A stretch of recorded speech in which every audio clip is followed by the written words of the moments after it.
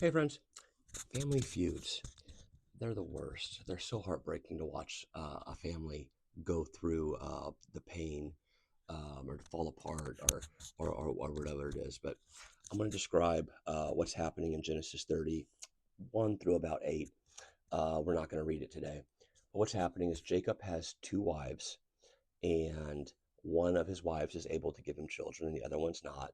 And the one that isn't, it obviously makes her very upset, and so she gives Jacob one of her servants to be able to have children with so that she can have a family with Jacob. And so her line will be prolonged as well as, it turns out, her sister's. And so go read that.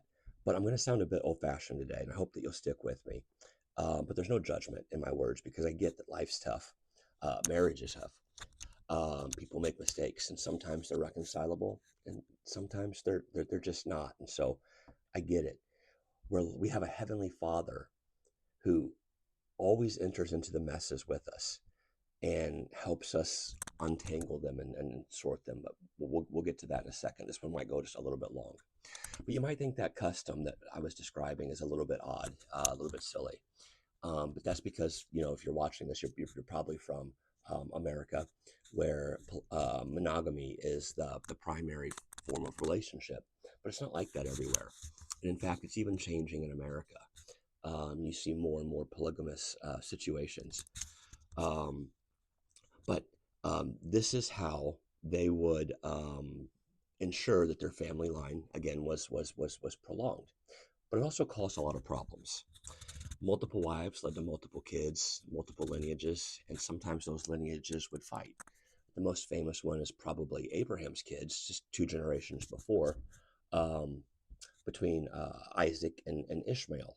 Right, that fight's still being fought today. But all this could have been avoided if we would trust our Heavenly Father and stuck with His plan for marriage and procreation. And I get it. This is where I sound a bit old-fashioned. Um, but the problem with that line of thinking is just saying, just stay together. It's not the world that we live in. That was given to us in a situation of perfection, right? That was given to us in the garden. And so we don't get the world as we want. We get it as it is.